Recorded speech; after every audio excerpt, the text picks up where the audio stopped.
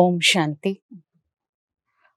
9/5/2026 காலை முரளி பாப் தாதா மதுபன். இனிமையான குழந்தைகளே, தன்னை யாரென உணர்ந்து கொள்வதற்காக நீங்கள் இங்கு வந்திருக்கின்றீர்கள். நீங்கள் தன்னை ஆத்மா என்று புரிந்து கொண்டு பரமாத்மா தந்தை கூறுவதை கேளுங்கள். ஆத்மா அபிமானியாக இருப்பதற்கான பயிற்சி செய்யுங்கள். கேள்வி: நீங்கள் ஆத்மாவின் சாட்சாத்காரம் செய்திருக்கின்றீர்களா என்று குழந்தைகளிடம் அடிக்கடி சிலர் கேட்கின்றனர். நீங்கள் அவர்களுக்கு என்ன பதில் கொடுப்பீர்கள்? பதில்: ஆம் என்று கூறுங்கள். நாங்கள் ஆத்மாவின் சாட்சாத்காரம் செய்திருக்கின்றோம். ஆத்மா ஜோதி பிந்துவாக இருக்கின்றது. ஆத்மாவில்தான் நல்ல அல்லது கெட்ட சம்ஸ்காரம் இருக்கின்றது. ஆத்மாவின் முழு ஞானமும் இப்பொழுது நமக்கு கிடைத்திருக்கின்றது. எதுவரை ஆத்மாவின் சாட்சாத்காரம் செய்யவில்லையோ அதுவரை தேக அபிமானத்தில் இருந்தோம். இப்பொழுது நமக்கு பரமாத்மாவின் மூலம் இறை உணர்வு மற்றும் சுய உணர்வு ஏற்பட்டிருக்கின்றது. பாடல்: அவர் நம்மை விட்டு பிரிய மாட்டார். ஓம் சாந்தி. இனிமேலும் இனிமையான ஆன்மீக குழந்தைகள், இந்த பாட்டை கேட்டீர்கள். இந்த ஷரீரத்தின் மூலம் ஆன்மீக குழந்தைகளே என்று கூறுகின்றார். சாது சந்நியாசியிடம் பலி ஆகிவிடுவோம் என்று யாரும் ஒரு பொழுதும் கூறுவது கிடையாது. நாம் அவருடன் இறை தந்தையோடு செல்ல வேண்டும். இந்த சரீரத்தை விட்டுவிட வேண்டும் என்பதை குழந்தைகள் அறிவீர்கள். அதனால்தான் இந்த சரீரத்தை விடுத்து நாம் தந்தையின் கூடவே சென்று விடுவோம் என்று கூறுகின்றீர்கள். தன்னுடன் அழைத்து செல்வதற்காகவே சிவ தந்தை வந்திருக்கின்றார். இது மிகவும் புரிந்து கொள்ள வேண்டிய விஷயமாகும். பதீதமாகிய எங்களை பாவனமாக ஆக்குவதற்காக வாருங்கள் என்று குழந்தைகள் அழைக்கின்றீர்கள். பிறகு என்ன செய்வேன்? இங்கேயே விட்டுவிட்டு சென்று விட மாட்டேன். இந்த முழு உலகமும் தற்சமயம் பதீதமாக இருக்கின்றது. இந்த பதீதமான உலகத்திலிருந்து பாவனமான உலகத்திற்கு அழைத்து செல்வதற்காக இறை தந்தை வந்திருக்கின்றார். ஆத்மாக்களாகிய நம்மை கூடவே அழைத்து செல்வார். இந்த முழு உலகமும் விகாரமானதாக இருக்கின்றது என்பதையும் நீங்கள் அறிவீர்கள். நீங்கள் யாரையாவது விகாரி, பதீதமானவர் என்று கூறிவிட்டால் சண்டைக்கு வந்து விடுவார்கள். மனிதர்களுக்கு மிகுந்த யுக்தியுடன் புரிய வைக்க வேண்டும். ஒரு தந்தையின் மகிமை செய்ய வேண்டும். இப்பொழுது குழந்தைகளாகிய உங்களுக்கு ஞானம் கிடைத்திருக்கின்றது. மிகவும் புத்திசாலித்தனமாக பேச வேண்டும். கேள்வி பதிலுக்கான நிகழ்ச்சி நடைபெறுகின்றது எனில் நான் இப்பொழுது பக்குவமற்று இருக்கின்றேன். பெரிய சகோதரி வந்து பதில் உரைப்பார் என்று கூறுங்கள். வாக்குவாதம் செய்ய வராங்கன்னா நாமளே ஒரு விஷயத்த சொல்லி மாட்டிக்காம, பெரியவங்க இருக்காங்க அவங்க கிட்ட சொல்றேன் அப்புறம் வாங்க அப்படின்னு சொல்லி அமுச்சு விட்டுருங்க. சிவ் பாபா புரிய வைக்கின்றார் என்று நீங்கள் கூறுகின்றீர்கள். பகவானின் மகா வாக்கியம்: மனிதர்கள் அனைவரும் பதீதமாக இருக்கின்றனர். பகவான் ஒரு பொழுதும் பதீதமானவராக ஆக முடியாது. பதீத பாவனரே வாருங்கள் என்று அழைக்கின்றனர். ஏனெனில் அனைவரும் பதீதமாக இருக்கின்றனர். தேகதாரிகளை பகவான் என்று கூற முடியாது. பகவான் என்று நிராகாரமான சிவ தந்தையைத்தான் கூறுகின்றோம். சிவனின் கோவில்களும் இங்கு அதிகமாக உள்ளன. ஒரு தந்தையை புரிந்து கொண்டால் மட்டுமே நிலைத்து இருக்க முடியும். சிவ பகவானின் மகா வாக்கியம், என் ஒருவனை நினைவு செய்யுங்கள் என்று சிவ தந்தை கூறுகின்றார் என்பதை முதலில் கூறுங்கள். அவருக்கென்று சரீரம் கிடையாது. சிவ தந்தைக்கென்று சொந்த உடல் கிடையாது. பிரம்மா விஷ்ணு சங்கருக்கு சூக்ஷ்ம சரீரம் இருக்கு. நம்மள மாதிரி ஸ்தூல சரீரம் இல்லாட்டியும் சூக்ஷ்ம சரீரம் இருக்கு. சிவ் பரமாத்மாவிற்கு அந்த சூக்ஷ்ம சரீரம் கூட கிடையாது. ஆக்கார சரீரம்னு பேரு. ஆக்கார சரீரமும் இல்லை, சாக்கார சரீரமும் இல்லை. நிராகாரமாக ஜோதி ஸ்வரூபமாக இறைவன் ஒளியாக இருக்கின்றார். பிரம்மா விஷ்ணு சங்கருக்கு சூக்ஷ்ம சரீரம் இருக்கிறதுனால அந்த திவ்ய திருஷ்டினால பார்க்கலாம். ஆனா சிவ தந்தையை பார்க்க முடியாத.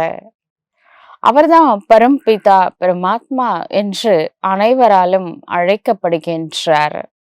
ஆத்மாக்களாகிய நாமும் ஒரு சரீரத்தை விடுத்து மற்றொரு சரீரத்தை எடுக்கின்றோம் என்று நீங்களும் கூறுவீர்கள். நீங்கள் தனது ஆத்மாவின் சாட்சாத்காரம் செய்திருக்கின்றீர்கள். பக்தி மார்க்கத்தில் சாட்சாத்காரத்திற்காக தீவிரமான பக்தி செய்கின்றனர். ஆனால் பக்தி செய்பவர்கள் ஒருபொழுதும் சாட்சாத்காரம் செய்தது கிடையாது. அது எப்படிப்பட்டது என்பதை முற்றிலும் அறியாமல் இருக்கின்றார்கள். அது நிராகாரமாக இருக்கின்றது என்று, அதாவது இறைவன் நிராகாரமாக ஒளியாக இருக்கின்றார். நிறைய பேர் சொல்றாங்க காட் இஸ் லைட். எல்லா ரிலிஜன்லயும் சொல்றாங்க, அனைவராலும் ஏற்றுக்கொள்ளப்படுகின்றது. அவ்வளவுதான் தெரியுது.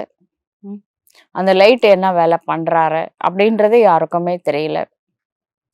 ஆத்மாதான் உரையாடல் செய்கின்றது. சம்ஸ்காரமும் ஆத்மாவில்தான் இருக்கின்றது. ஆத்மா விடுபட்டு விட்டால் ஆத்மாவினாலும் பேச முடியாது, சரீரத்தினாலும் பேச முடியாது. ஆத்மாவின்றி சரீரம் ஒன்றுமே செய்ய முடியாது. முதலில் ஆத்மாவை புரிந்து கொள்ள வேண்டும். மேலும் தந்தையின் மூலம்தான் தந்தையை புரிந்து கொள்ள முடியும். தன்னையே அறியாமல் மற்றும் பார்க்க முடியாமல் இருக்கும் பொழுது ஆத்மாவிற்கு பரம்பிதா பரமாத்மாவின் சாட்சாத்காரம் எப்படி ஏற்படும்? என்னையே நான் பார்க்க முடியல. கண்ணாடியில உருவத்தை தான் பார்க்க முடியும், ஆனா அதுல இருக்கிற ஆத்மாவை பார்க்க முடியுமா? இப்ப ஒரிஜினலா நான் ஆத்மா தானே, என்னையே என்னால பார்க்க முடியல, நான் எப்படி கடவுளை பார்க்க முடியும்? ஆத்மா நட்சத்திரம் போல ஜொலிக்கின்றது என்று மட்டும் சொல்கின்றனர்.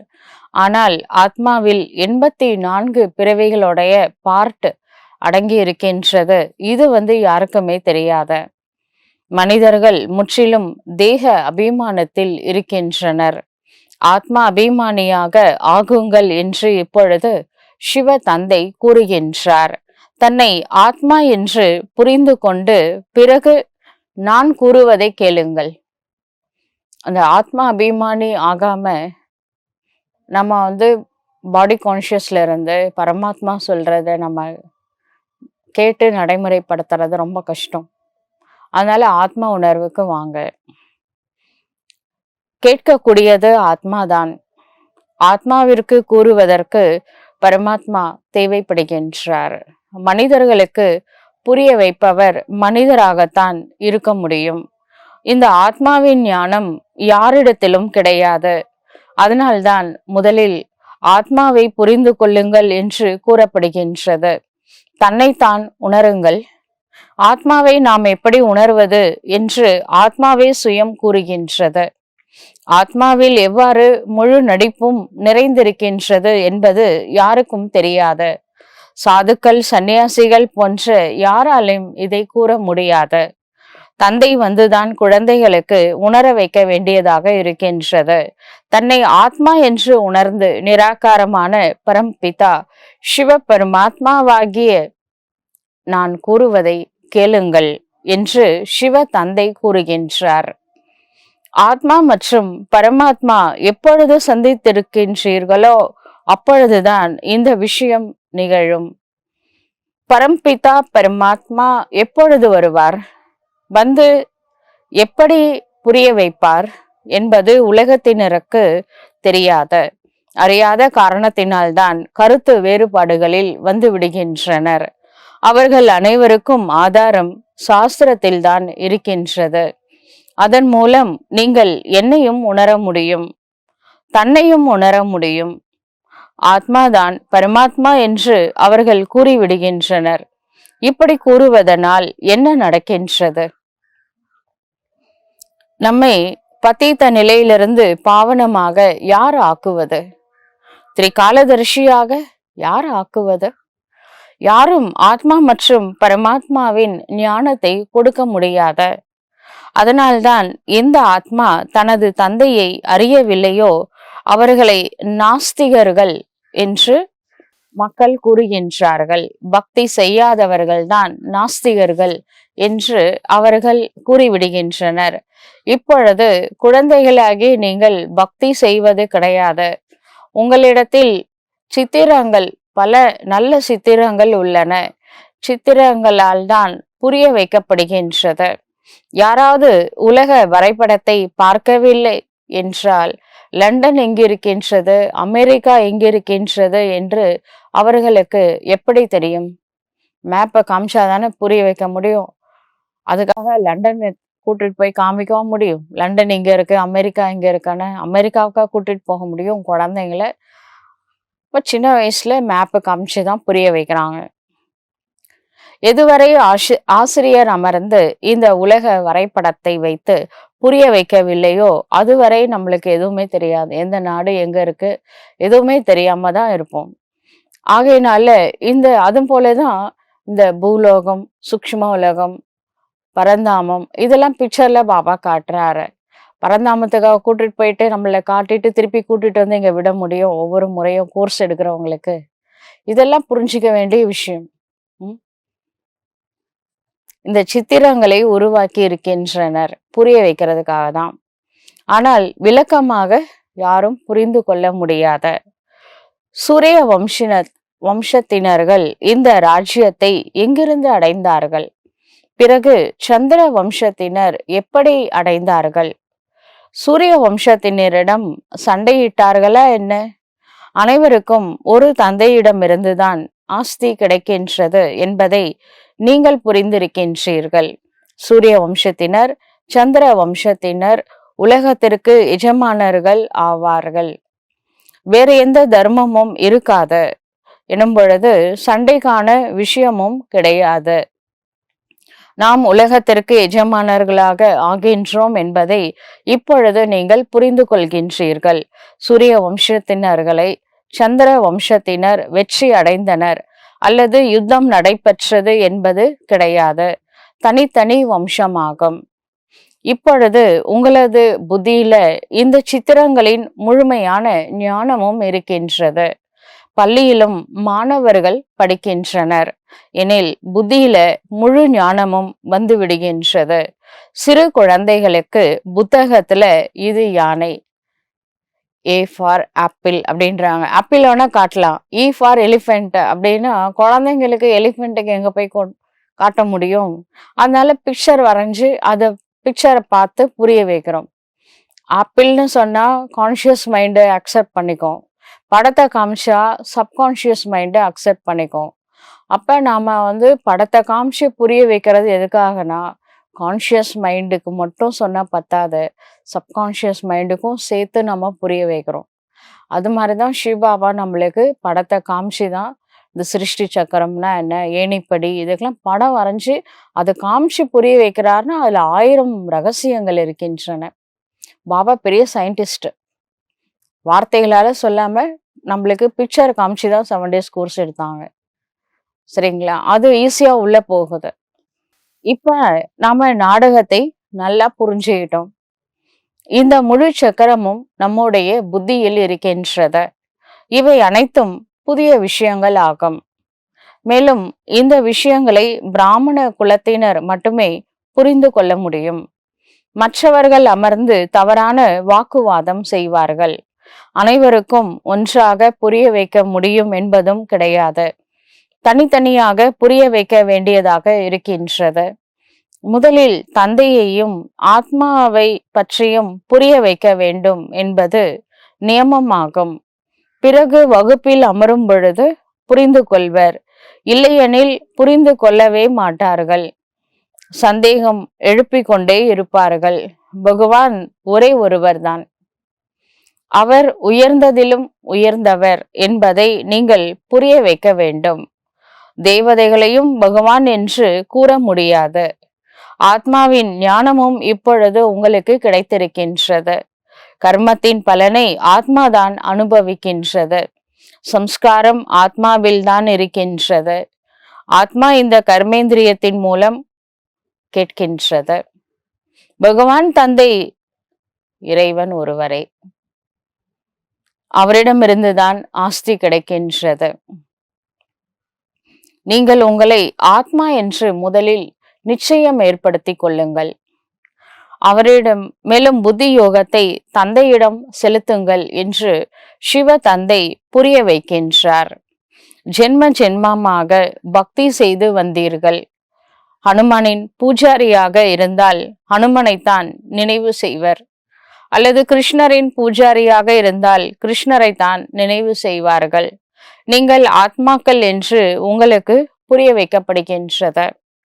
உங்களது தந்தை பரமபிதா சிவ பரமாத்மா ஆவார்.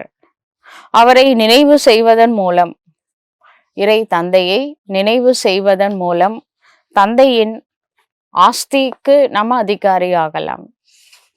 அப்பாவை நினைச்ச ஆஸ்தி இருக்கு.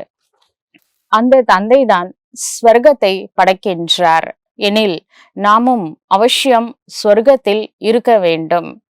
பாரதம் ஸ்வர்க்கமாக இருந்தது. இப்பொழுது ஸ்வர்க்கத்தின் ராஜ்யம் கிடையாது. நரகத்தில் ராவணனின் ராஜ்யம் இருக்கின்றது. நமது ராஜ்யம் எப்படி நடைபெற்றது, பிறகு எப்படி வீழ்ச்சி அடைந்தது என்று எதுவும் யாரும் அறியவில்லை. மறுபிறப்பு எடுத்து எடுத்து நாம் கீழே இறங்கி வந்துதான் ஆக வேண்டும் என்பதை இப்பொழுது நீங்கள் அறிவீர்கள். என்னை நினைவு செய்தால் நீங்கள் பாவனமாக ஆகிவிடுவீர்கள் என்று இப்பொழுது தந்தை மீண்டும் கூறுகின்றார். ஸ்வர்க்கத்தின் ஆஸ்தி கிடைக்கும். நாம் தந்தையுடையவராக ஆகும் பொழுது தந்தையின் ஆஸ்தி கிடைக்கின்றது. ஆனால் எதுவரை தமோ பிரதானத்திலிருந்து சத்தோ பிரதானமாக ஆகவில்லையோ, யோகா மூலம் பாவனமாக ஆகவில்லையோ, அதுவரை ஆஸ்தியை அடைய முடியாது. என்னை நினைவு செய்தால் உங்களது விகர்மம் விநாசமாகும். விகர்மாஜித் ஆகிவிடுவீர்கள். இது உத்தரவாதம் ஆகும் என்று சிவ தந்தை கூறுகின்றார். இதை புரிய வைக்க வேண்டியதாக இருக்கின்றது. பலர் புரிந்து கொள்கின்றனர். சிலர் வேகமான புத்தி உடையவர்களாக இருக்கின்றார்கள். அப்ப அவங்க உரக்க கூக்குரல் எழுப்புகின்றனர். ஏதாவது தடை போடுபவர்களாக ஆகிவிடுகின்றனர். யாராவது பிரச்சனை செய்தால், ஒரு கேம்ப் எடுக்கிறீங்க, 40 பேர் கிளாஸ் கேட்குறாங்க, அதுல ஒருத்தர் மட்டும் பிரச்சனை பண்றாரு அப்படின்னா அவங்களுக்கு சொல்லுங்க, உங்களுடைய டவுட்டுக்கெல்லாம் நம்ம ஆன்சர் பண்றோம். இப்போ இல்லை, நீங்கள் சென்டருக்கு வாங்க, நாங்கள் தனியாக உட்கார வச்சு உங்களுக்கு புரிய வைக்கிறோம். இப்போ நீங்கள் அமைதியாக சொல்கிறத கேளுங்க, டவுட்டு அப்புறமா கேளுங்க, தனியாக கேளுங்க அப்படின்னு சொல்லுங்க. 7 நாட்கள் பாடம் கேட்டுக்கொள்ள வேண்டும் என்பதுதான் இங்கிருக்கும் நியமமாகும். 7 நாள் கிளாஸ் முடிட்டோம். அந்த 7 நாள்லயே உங்களோட டவுட்டுக்கு ஆன்சர் கிடைக்கும். அதை மீறி டவுட் இருந்துச்சுன்னா எழுதி வைங்க. அதுக்கப்புறம் தனியாக பேசுங்க. எல்லா டவுட்டும் கிளியர் பண்ணிக்கலாம். மனசுலயே டவுட் வைக்கவும் கூடாது. அதே சமயத்துல 4 பேர் கிளாஸ் கேட்கும்போது ஒருத்தவங்க டிஸ்டர்ப் பண்ணவும் கூடாது. முடியட்டும் கிளாஸ், அப்புறமா பொறுமையா கேளுங்க. ஏனெனில் இந்த ஞானம் புதுமையாக இருக்கக்கூடிய காரணத்தினால மனுஷங்க குழப்பம் அடைகிறதுக்கு அது வாஸ்தவம் தான். ஏன்னா சாஸ்திரத்துல லட்சக்கணக்கான வருஷம் போட்டிருக்காங்க. பாபா 5000 இயர்ஸ்ன்னு சொல்றாரு. புரிய வைக்கிறதுக்கு நமக்கு விஷயம் இருக்கு. ஆனா நம்ம பப்ளிக்ல எல்லாருக்கும் ஒரே நேரத்துல புரிய வைக்க வேணாம். அவங்களுக்கு தனியா கூப்பிட்டு புரிய வைக்கலாம். மற்றவங்க புரிஞ்சுக்கிட்டாங்கன்னா அவங்களும் என்ன பண்ணணும், கொஞ்சம் அமைதியா இருக்கணும். இந்த கிளாஸ் முடியட்டும். சில பேருக்குலாம் ஆத்மா பத்தி எடுத்தா பரமாத்மா பத்தி டவுட் கேட்பாங்க. அடுத்த நாள் பரமாத்மா பத்தி தான் எடுக்க போறோம் 7 நாள்ல. சரி, பரமாத்மா பத்தி எடுத்தா டிராமா பத்தி டவுட் கேட்பாங்க. கொஞ்சம் வெயிட் பண்ணா அந்த 7 நாள்ல எல்லா டவுட்டுக்கும் ஆன்சர் கிடைச்சிடும். சரிங்களா? கொஞ்சம் பொறுமையா இருங்க. 7 நாள் கேட்டுட்டு அப்படியும் உங்களுக்கு டவுட் கிளியர் ஆகலைன்னா தனியா வந்து கேளுங்க. கண்டிப்பா சகோதரிகள் புரிய வைப்பாங்க. ஏதாவது புதியதாக சென்டர் திறக்கப்படுகின்றது எனில் அனைவருக்கும் புரிய வைக்கும் அளவிற்கு புத்திசாலிங்க அங்க இருக்கணும். சென்டர் புதுசா ஓப்பன் ஆகிற இடத்துல அனைவருக்கும் இறைவன் ஒருவர்தான். அனைத்து ஆத்மாக்களும் சகோதர சகோதரர்கள் ஆவார்கள். Universal brotherhood. பரமாத்மா அனைவருக்கும் தந்தை ஆவார்.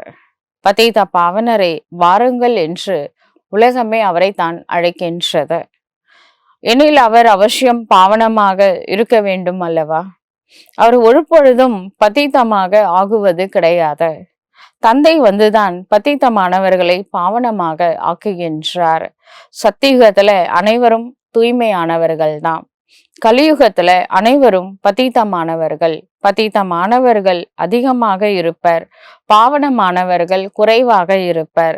அனைவரும் சத்தியுகத்திற்கு சென்று விட மாட்டார்கள். யார் பதீத நிலையிலிருந்து பாவனமாக ஆகின்றார்களோ அவர்கள்தான் தூய்மையான உலகத்திற்கு முதலில் செல்ல முடியும். மற்ற அனைவரும் நிர்வாண லோகத்திற்கு பரந்தாமத்திற்கு சென்று விடுவார்கள். முழு உலகமும் வந்து போதனைகளை பெற மாட்டார்கள் என்பதையும் அறிந்திருக்கின்றீர்கள். 33 கோடி தேவதைகள் தான். அப்ப இந்த நாலேஜ் 33 கோடி தேவதைகளுக்கு தான் சென்று அடையும். அதுலேயும் உயர்ந்த பதவி அடையக்கூடியவர்கள் 108 16,000 16,108 பேர் இருக்காங்க.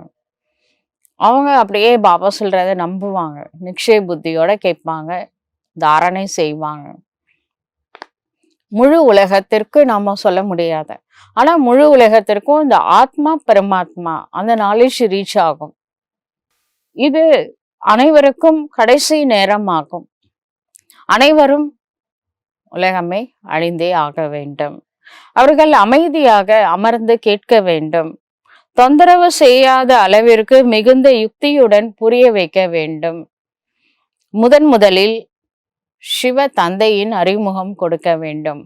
நம்ம அப்பா பத்தி சொல்லாம நம்ம எல்லாதான் நாலேஜ் டீப்பா சொன்னாலும் டவுட் கேட்டுக்கிட்டே இருப்பாங்க. அவங்களாம் நினைப்பாங்கன்னா ஏதோ நாம தான் ஏதோ நாலேஜ் சொல்றோம் போல, பிரம்மா குமாரிகள் நாலேஜ் சொல்றாங்க அப்படின்னு நினைக்கிறாங்க.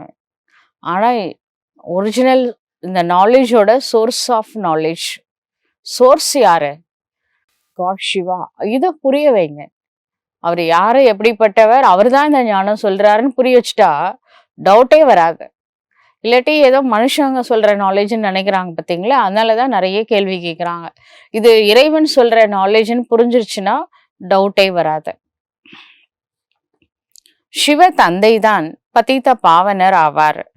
அவர்தான் இந்த ஞானத்தை புரிய வைக்கின்றார். கீதையிலும் பிரபலமான வாக்கியம் இருக்கின்றது. என்னை நினைவு செய்தால் உங்களுடைய விகர்மம் விநாசம் ஆகிவிடும் என்று பதீத பாவனராகிய சிவ தந்தை கூறுகின்றார். இந்த வார்த்தை கீதையுடன் தொடர்புடையதாக இருக்கின்றது. என்னை நினைவு செய்யுங்கள் என்று சிவ தந்தை கூறுகின்றார். நான் சர்வசக்திமான், பதீத பாவனனாவேன். கீதை ஞானம் கொடுக்கும் வள்ளல், கீதா சிறுமனைசர் அப்படின்னு சொல்றோம். கீதை ஞானம் கொடுக்கக்கூடிய வள்ளல், ஞான கடல் காட் சிவா. கீதையின் வாக்கியம் என்ன இருக்கு?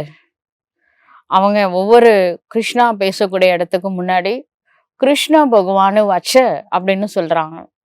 நம்ம என்னைக்காவது சிவ பகவானு வச்ச அப்படின்னு ஒரு லைனுக்கு சொல்றோமா? சொல்லணும். ஆக்சுவலா சிவ பகவானு வச்ச அப்படின்னு சொல்லணும்.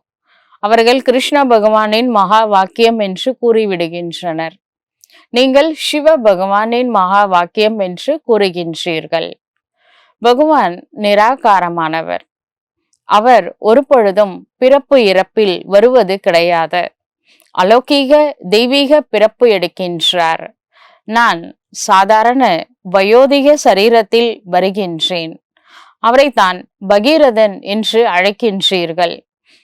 அவர் சுயம் புரிய வைக்கின்றார். பிரம்மாவின் மூலமாகத்தான் படைப்புகளை படைக்கின்றார்.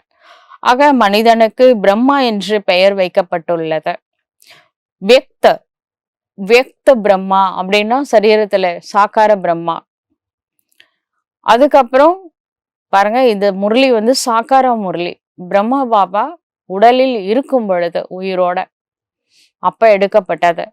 அப்ப சொல்றாரு, இந்த வியக்த பிரம்மா இருக்கார் இல்லையா, அவர் தூய்மை ஆன பிறகு அவ்வியக்த ஃபரிஷ்தாவாக ஆகிவிடுவார். இப்ப எப்படி இருக்காரு? அவ்வியக்த ஃபரிஷ்தா. இப்ப ஏஞ்சலிக் ஸ்டேஜ்ல இருக்கிறாரு. ஒரு ஒளி உடல்ல இருக்கிறாரு பிரம்மா பாபா. எலும்பு தசையான ஆக்கப்பட்ட உடல் கிடையாது, அது ஒளியால் ஆக்கப்பட்ட உடல். அதே அதே முகம், அதே உருவம் எல்லாமே இருக்கும். டிரான்ஸ்பரண்டா இருக்கும். உள்ள ஒளி தான் இருக்கும். ஒயிட் கலர்ல ஒளி பிரகாசமா இருக்கும். ஆனா குளிர்ச்சி பொருந்திய ஒளி.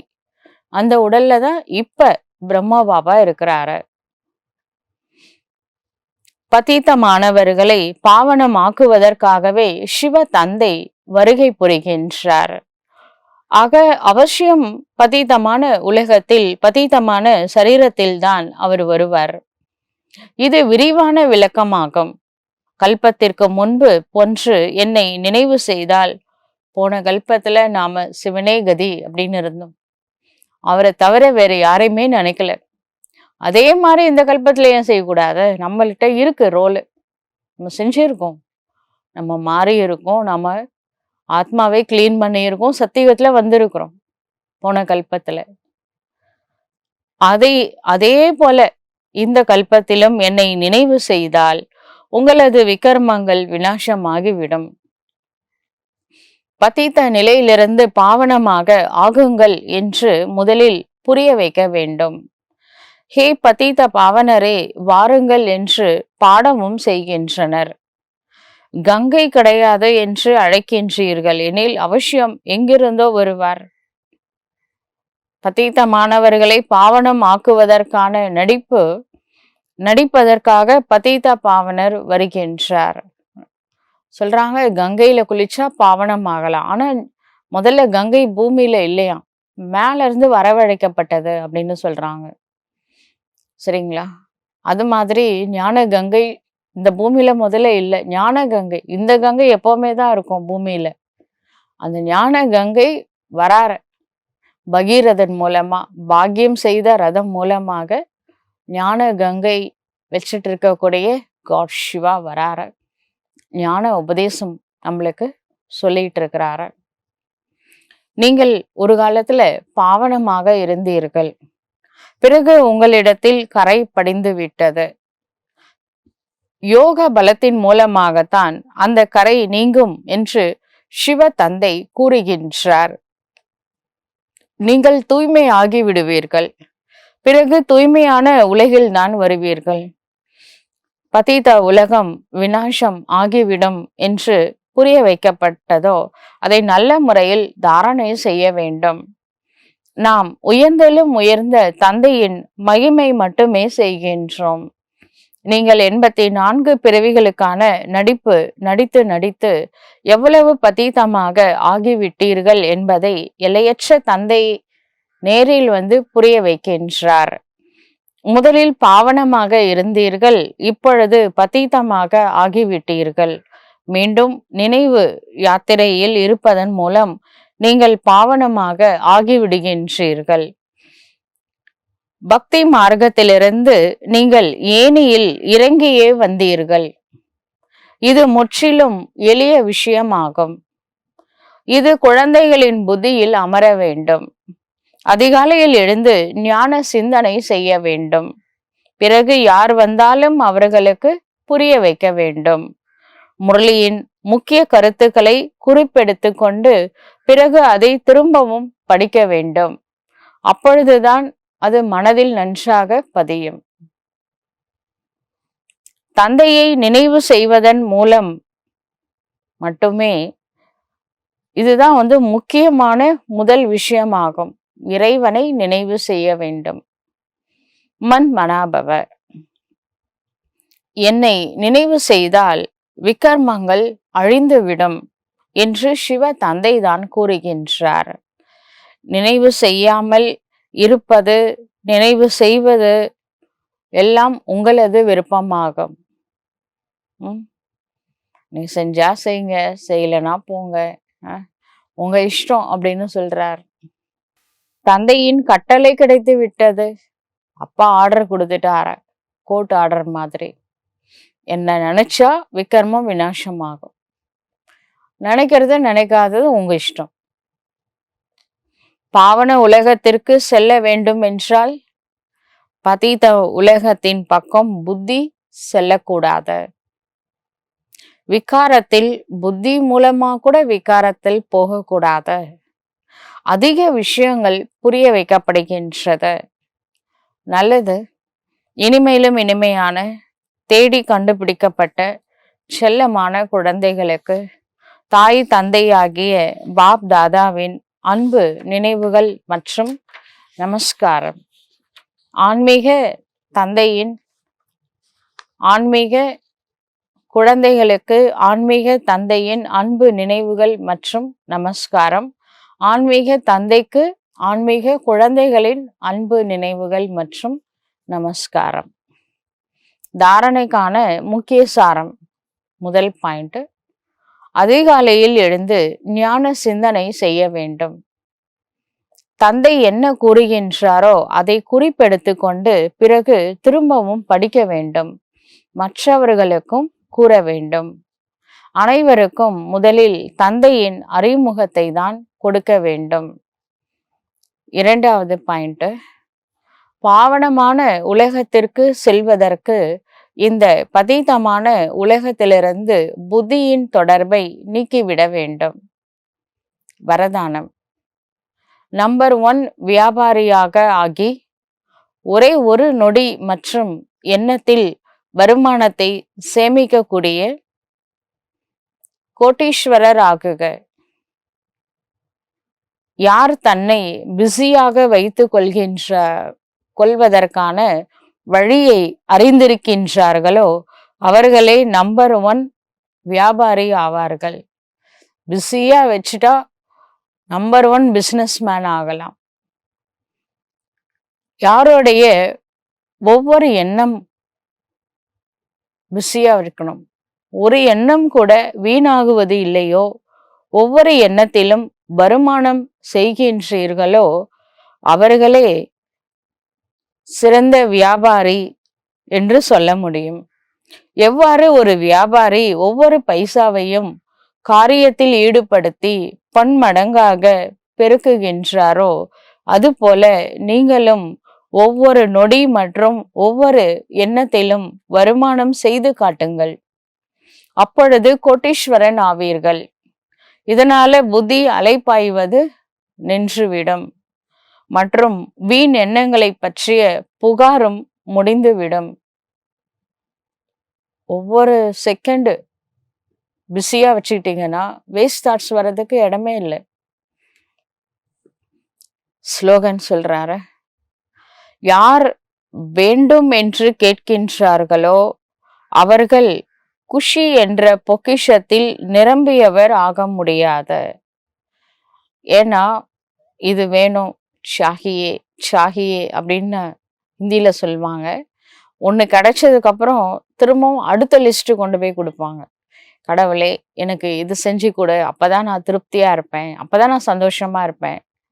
அது செஞ்சு கொடுத்ததுக்கு அப்புறம் அடுத்து ஒன்னொன்னா கேட்டுக்கிட்டே இருப்பாங்க. ஆக மொத்தத்துல இவங்க சந்தோஷமாவே இருக்க முடியாது. ஏன்னா லிஸ்ட் நீண்டுகிட்டே இருக்கு. அதனால இந்த வேண்டும் வேண்டும்ன்றத முதல்ல நிறுத்துங்க. என்ன இருக்கோ போதும் என்ற மனமே பொன் செய்யும் மருந்து. இருக்கிறத வச்சு சந்தோஷமா இருந்தீங்கன்னா இல்லாதது கடவுள் கொடுப்பாரு. அவசர ஒன்னொன்னுத்துக்கும் இது வேணும் அது வேணும், அது வந்தாதான் நான் சந்தோஷமா இருப்பேன், அது வந்ததுக்கு அப்புறம் அடுத்த லிஸ்ட்ல வருது, அதனால இந்த குஷி அப்படிங்கிறது வேண்டும் வேண்டும் அப்படின்னு நினைக்கிறதுனால குஷி வராது.